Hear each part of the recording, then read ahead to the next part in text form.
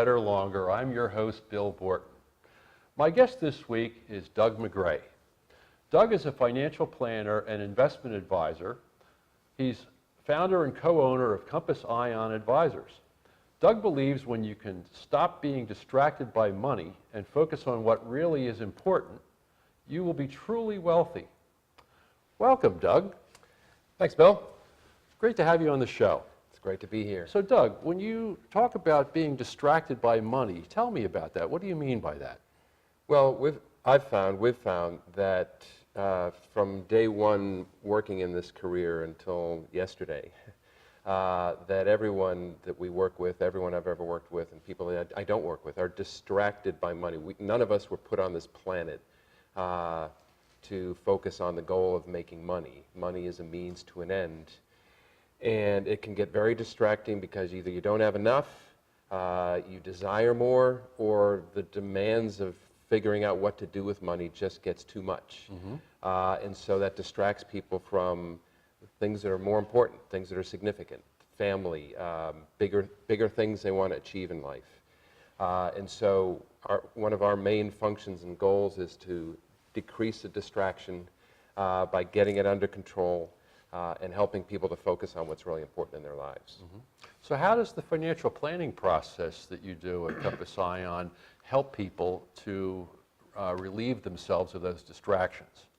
Well, what we've found with everyone, and probably the best way for me to describe it is to describe it like a story. The very first job I had coming out of college was teaching in a high school, literally on the other side of the planet.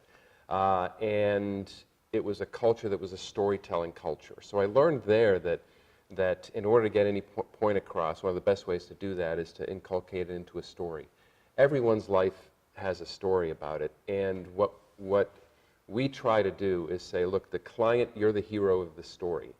The financial advisor is not the hero of the story, you are. And so we're the guide, we're the Obi-Wan Kenobi, we're the Yoda, who's trying to help the person with all these great assets to actually achieve something significant in their lives. And so our financial planning process really tries to get into get all the data, all the important things, all the things that can distract them, all the difficult pieces that they don't know how to bring together. We make it very understandable, so there's a lot of clarity now in their life that wasn't there before. If you keep following this track or you make a couple of other changes, this is what's going to happen. This is the projection of where it will go. And so we try to make it really clear so that when they're making decisions now, they're making it in a much simpler manner and with less anxiety. Fascinating. So I know a lot of financial advisors, and many of them may be very good portfolio managers or tax planners, but they're not necessarily really good at finding out what matters most to people. And again, a lot of those distractions are because people don't know what their why is. Right. And nobody's ever really asked them before. And a lot of financial advisors want to talk to you about your portfolio and your risk tolerance and things like that. But as you said, money's a means to an end. Do you have enough? Are you saving enough? Right. You know, are you investing appropriately based on your tolerance for risk? Well, those are things that you really need to have some kind of frame of reference for. And again, if you don't know what really matters or why you're doing all this, how can you do it? Well, you can't. And at the very least, an investment person who's dealing with investments needs to know the context. What's that investment for? We don't like to just talk about it in that framework. We want to know the entire atmosphere of what's going on. And that requires a relationship. And what we've found with clients is there are some people that walk in the door and they're an open book from day one. And there are others that it takes longer. You almost need a crowbar to pry it out of them. Right. And that's fine. I'm more the latter. I need to get to know someone better before I become an open book to them. And so I understand that. So what we have to do to engender that kind of conversation is to be excellent at what we do, because that creates trust. If I say I'm going to do A, B, and C, and I actually do A, B, and C, they're thinking, oh, this is someone I can trust, and maybe I can open up with them a little bit more. So we really want to know as much about the client as possible. So of course, the most rewarding thing we can know is, what do they want to accomplish in their life? What are they here for? What's their purpose? For some people, they haven't really even asked themselves that question, but intuitively they know it.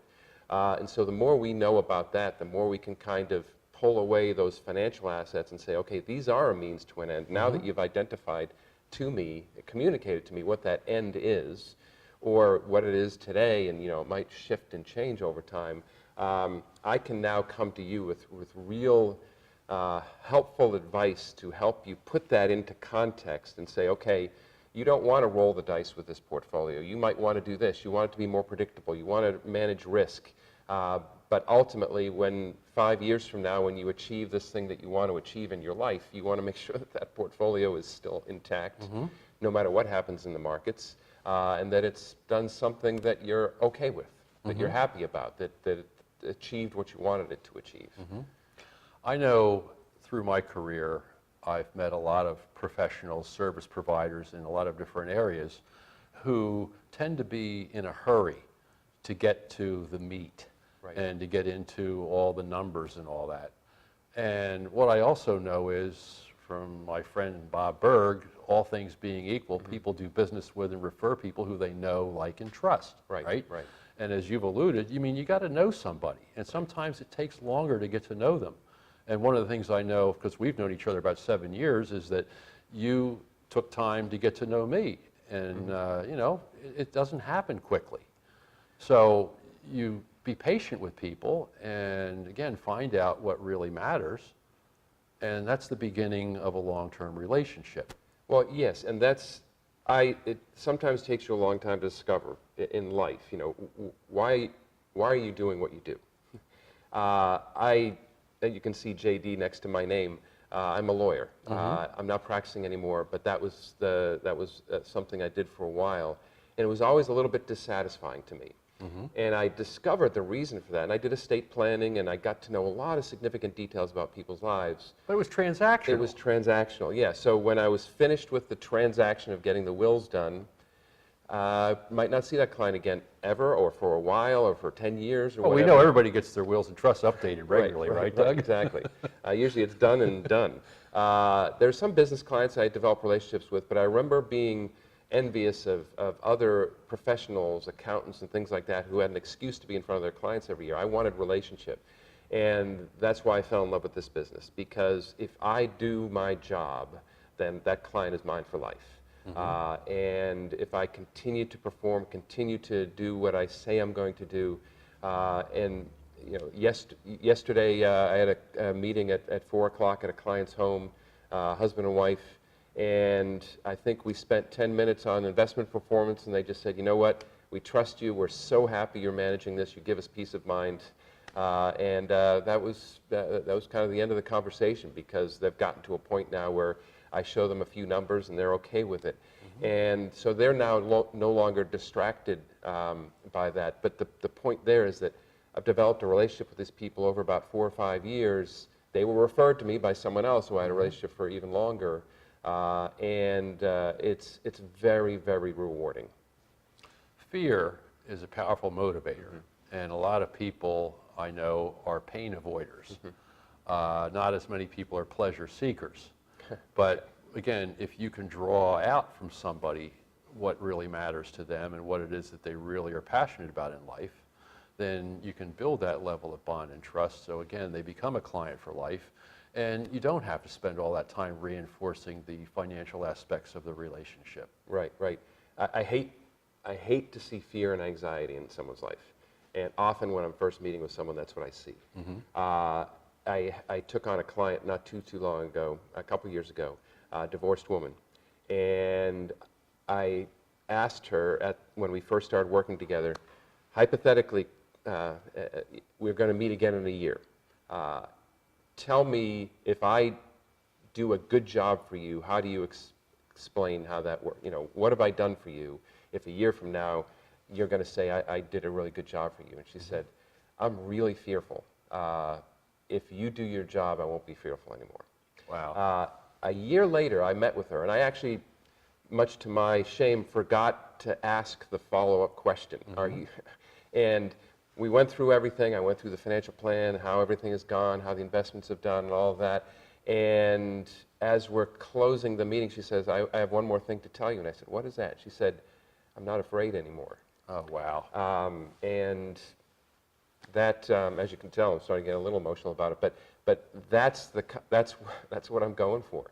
I don't want people to be afraid, and if I can take some of that fear and anxiety away, then I'm living a significant life, and it makes me happy. That's terrific, Doug. Yeah. Well, we're going to take a break for a word from our sponsor right now, and we'll be back with more Live Better Longer with my guest, Doug MacGray from Compass Ion. This is Bill Borton. Thank you.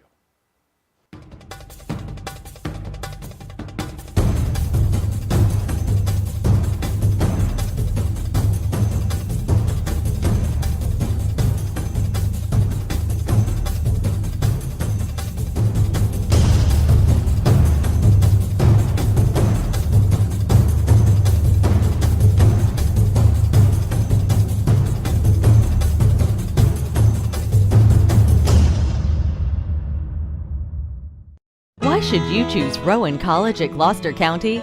Low cost, the #1 nursing program in all of New Jersey. More than 70 programs of study, including selective admissions. With record enrollment. A premier partnership with Rowan University. Transfer options with numerous universities.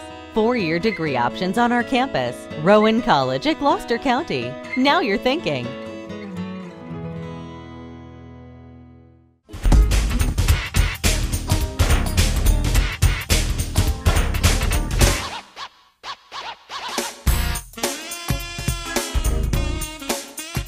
Welcome back to Live Better Longer. I'm Bill Borton here with Doug MacGray from Compass Ion Advisors. So Doug, Yes. tell me a little bit about, in your opinion, what separates you and Compass Ion from the other guys? Well, at Compass Ion, we actually are having our 10th anniversary in about 3 days. We bought our company from being a wholly owned company at that point in time. And if you remember what was happening 10 years ago, that was not an easy time in our market. It was 2008. And the 4 of us got together, and we actually went away for a couple days and say, what do we want to build here? And one of the main takeaways we had that we all agreed to is we want to build something that's going to outlast us. The company had already established itself as something that was very client-focused and was compassionate and all of those things. And we wanted to make sure we were building something where we're creating a new generation that's going to do the same thing that we do. And the distinguishing things are, yes, we manage portfolios, and yes, we manage them with excellence, with research, with data, with rigor, and all of that, but it's done in the context of wanting what's best for the client in collaboration with the client. And so our goal, our focus constantly is how do we make this relationship better for the client? I'm never happy with the service we're providing. I'm always wanting to figure out ways to make it better. And I think one of the proofs of that is we recently compared ourselves, did a market study, or looked at a market study that someone had done with financial advisory companies that are our size. And we're consistently below, I hate to admit this a little bit, but we're below average in profit margin.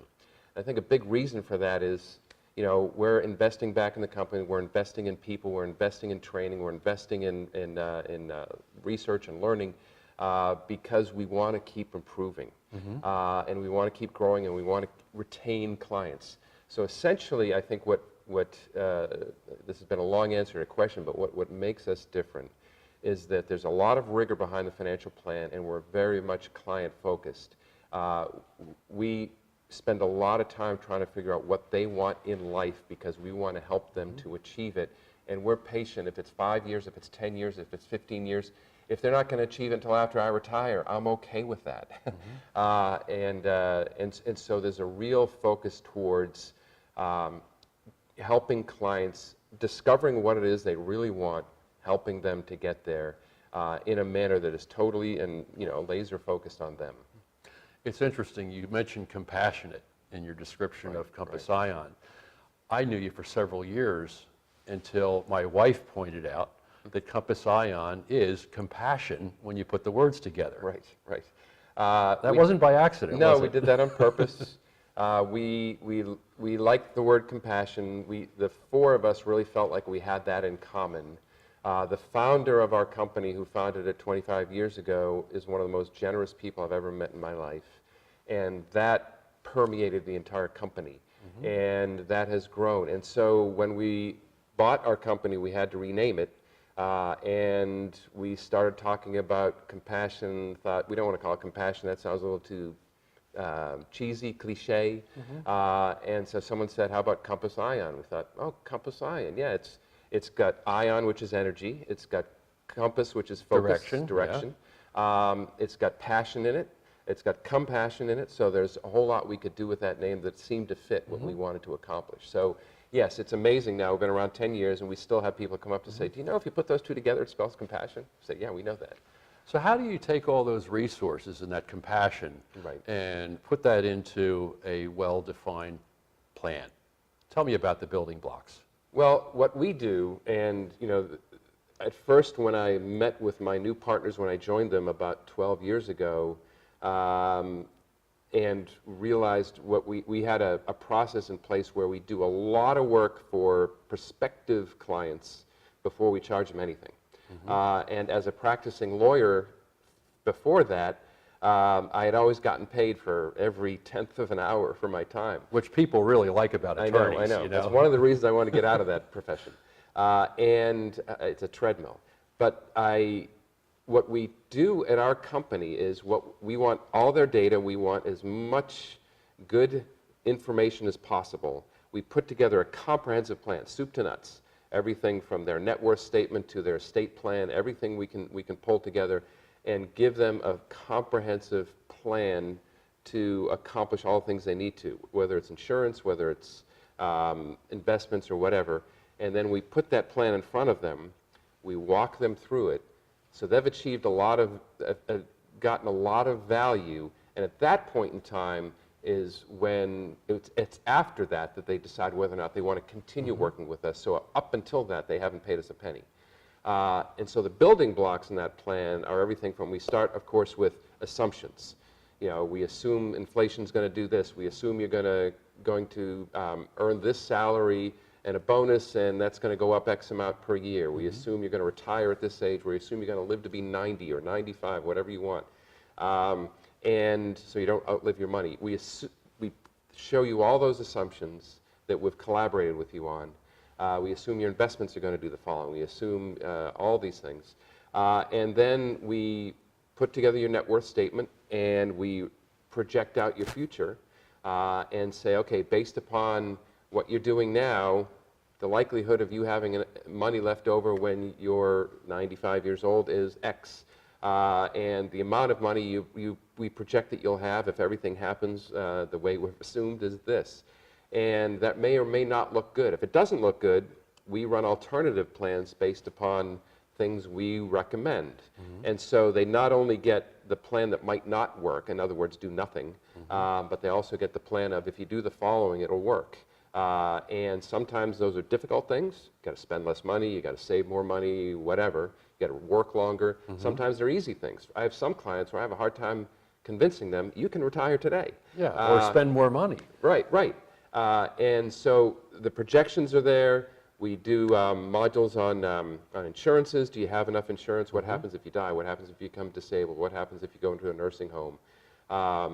What happens if there's a casualty? Do you have enough of that kind of insurance? So we kind of walk through all of that. We look at your estate plan.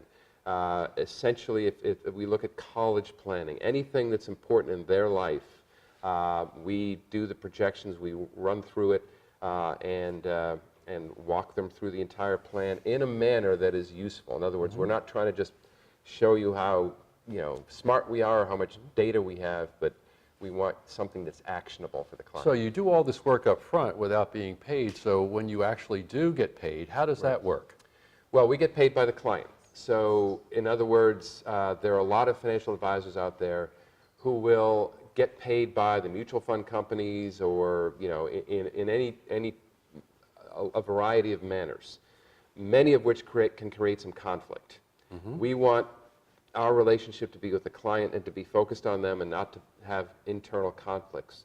So we essentially, we do it in one of two ways. The vast majority, it's a percentage of the assets we're managing.